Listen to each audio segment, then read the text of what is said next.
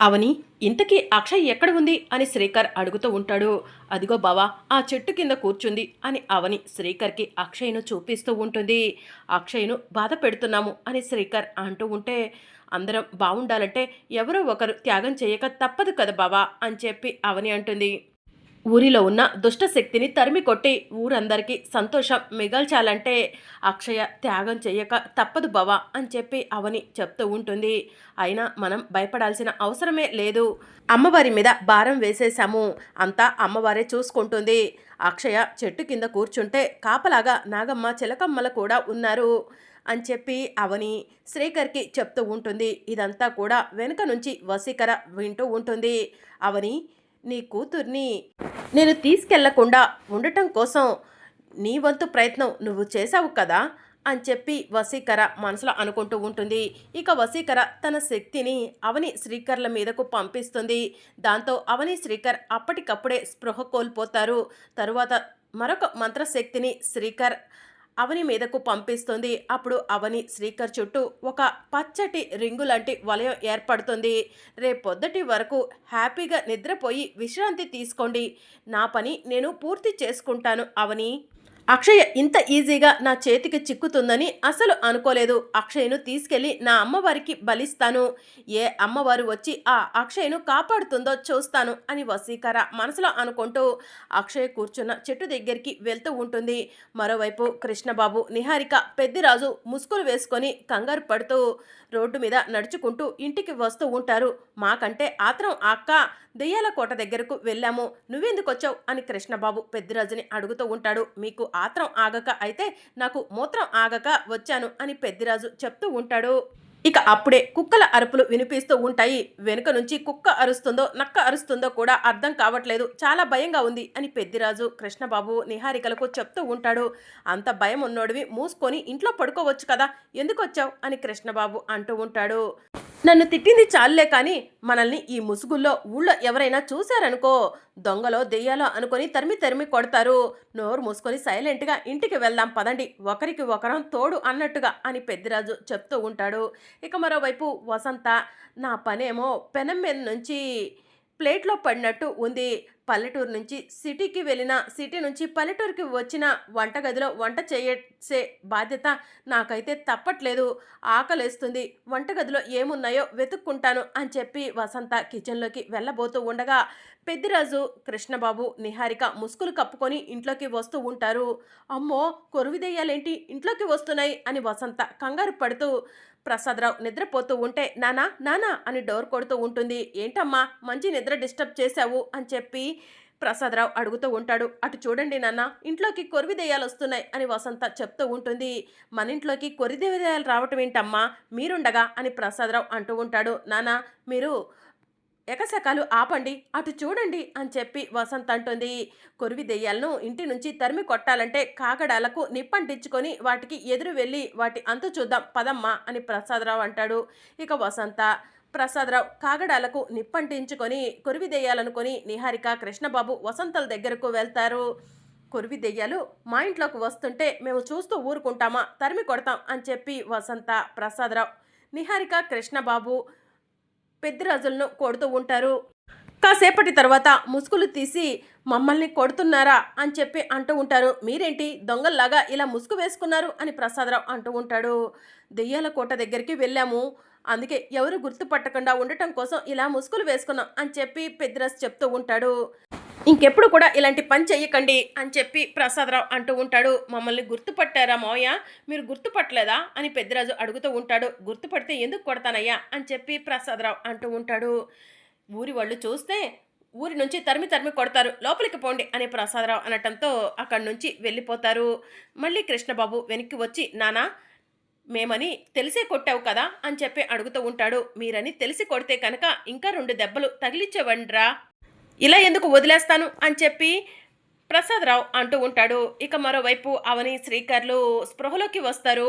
అవని కంగారు పడుతూ స్పృహలోకి రాగానే బావా బావా కళ్ళు తెరువు బావా అని చెప్పి పిలుస్తూ ఉంటుంది. శ్రీకర్ కళ్ళు తెరవగానే బావా రాత్రి మనపై ఏదో ప్రయోగం జరిగినట్టుంది, మనం స్పృహ కోల్పోయాం బావా అని చెప్పి అవని అంటుంది. అవును అవని అని శ్రీకర్ అంటాడు. పద తొందరగా వెళ్ళి అక్షయ్ను చూద్దాం అని శ్రీకర్ అంటాడు. అవని శ్రీకర్ ఇద్దరు కలిసి అక్షయ్ను వెతుక్కుంటూ చెట్టు దగ్గరకు వెళ్తారు.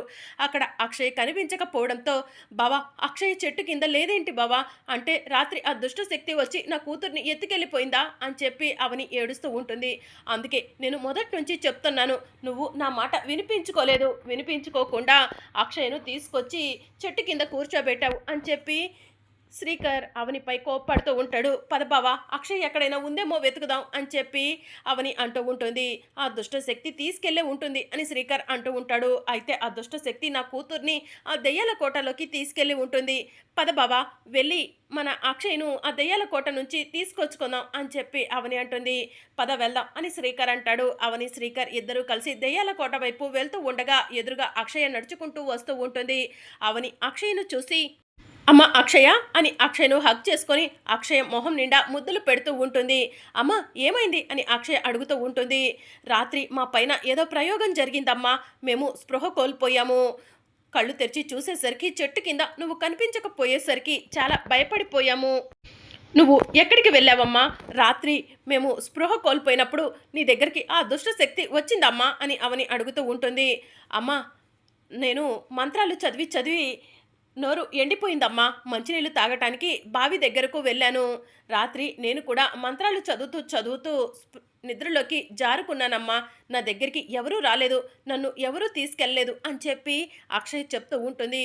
ఒంటరిగా చెట్టు కింద ఉన్నా కూడా ఎలాంటి దుష్టశక్తి నీ దగ్గరకు రాకపోవడం ఏంటి, ఎవరో వచ్చే ఉండుంటారు, ఖచ్చితంగా దానికి సంబంధించి ఏదో ఒక ఆధారం దొరుకుతుంది, పదండి వెళ్ళి వెతుకుదాం అని చెప్పి అవని అంటుంది. ఇక అవని శ్రీకర్ అక్షయ ముగ్గురు కలిసి ఆ చుట్టుపక్కల అంతా వెతుకుతూ ఉంటారు. అప్పుడు నాగమ్మ చిలకమ్మ ఇద్దరు కూడా స్పృహ కోల్పోయి అవనికి కనిపిస్తారు.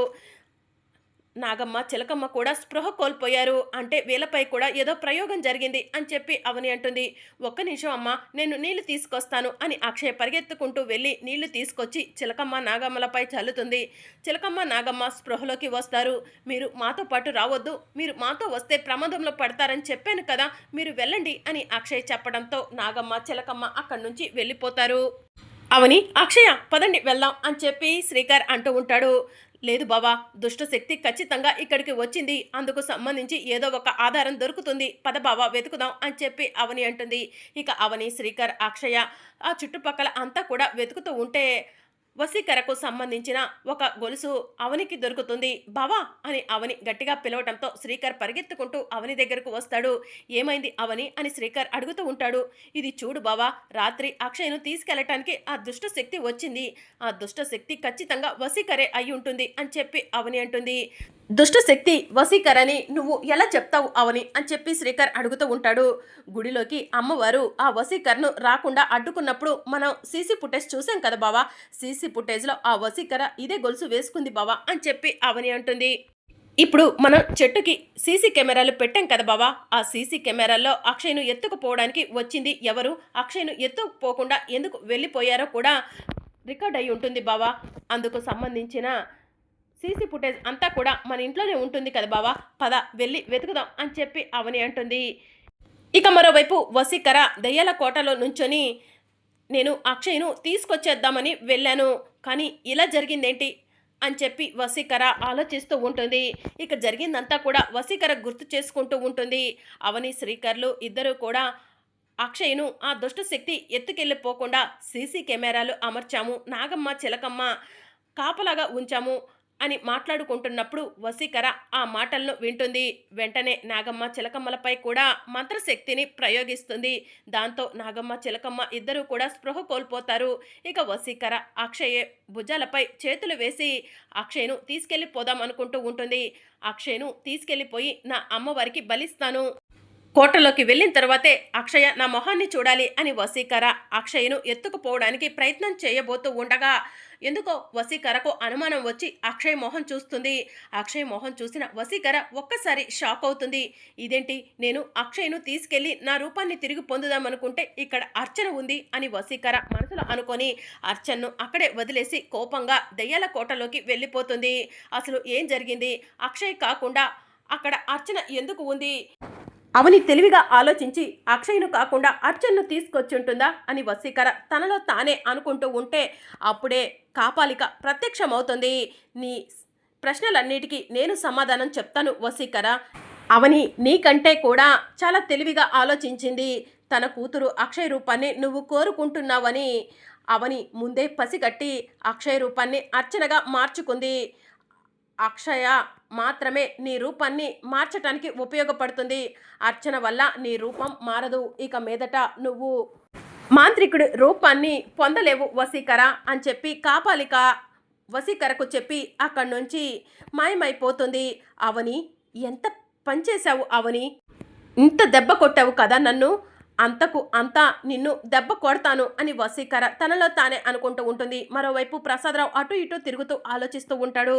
అప్పుడే వసంత కాఫీ తీసుకొచ్చి నాన్న కాఫీ తీసుకోండి అని అంటూ ఉంటుంది. వద్దమ్మా అని ప్రసాదరావు అంటాడు. పర్వాలేదు తీసుకోండి నాన్న అని వసంత అంటూ ఉంటే వద్దంటే అర్థం కావట్లేదా అని ప్రసాదరావు కోప్పడతాడు. ఎందుకు నాన్న అంత కోప్పడుతున్నారు అని చెప్పి వసంత అడుగుతూ ఉంటుంది. అది కోపం కాదు కంగారక్క అని చెప్పి కృష్ణబాబు అంటాడు. కంగారా ఎందుకురా అని చెప్పి వసంత అడుగుతూ ఉంటుంది. అవని శ్రీకర్లు అక్షయ్ని తీసుకొని రాలేదేంటా అని చెప్పి నాన్న కంగారు పడుతున్నారు అని చెప్పి కృష్ణబాబు వసంతకు చెప్తూ ఉంటాడు. రేపు రాబోయే అప్కమింగ్ ఎపిసోడ్లో నిహారిక కృష్ణబాబు వసంత హాల్లో కూర్చొని ఉంటారు. అప్పుడు మాయ తన లగేజ్ తీసుకొని ఇంట్లోకి వస్తూ ఉంటుంది. మేడం మీరేంటి ఇక్కడ అని చెప్పి కృష్ణబాబు మాయను అడుగుతూ ఉంటాడు. అప్పుడే అవని శ్రీకర్ కూడా మాయను చూస్తారు. మాయను చూసిన అవని శ్రీకర్ షాక్లో ఉంటారు. మాయ ఇక్కడికి ఎందుకు వచ్చి ఉంటుంది తెలుసుకోవాలి అని అవని ఆలోచిస్తూ ఉంటుంది. అప్పుడే అమ్మా అని అక్షయ బయట నుంచి పిలిచినట్టు మాయకు వినిపిస్తుంది. అది అక్షయ పిలుపు కదా అని చెప్పి మాయ అడుగుతూ ఉంటుంది. అవును అని చెప్పి అవని అంటుంది. అప్పుడు అక్షయ నడుచుకుంటూ అవని దగ్గరకు వస్తుంది. మాయ అక్షయ్ను చూసి షాక్ అవుతుంది. ఇదేంటి అక్షయ్ కాకుండా అర్చన వచ్చింది, అక్షయ్ కదా నీ దగ్గర ఉండాల్సింది అని చెప్పి మాయ అవనిని అడుగుతూ ఉంటుంది. నేనే అక్షయ్ను నేనే అర్చనను అని చెప్పి అర్చన మాయకు చెప్తూ ఉంటుంది. మరి అప్కమింగ్ ఎపిసోడ్లో ఏం జరగనుందో తెలుసుకోవాలనుకుంటున్నారా? అయితే ఛానల్ను సబ్స్క్రైబ్ చేసుకొని సపోర్ట్ చేయడం మర్చిపోకండి. Thank you for watching.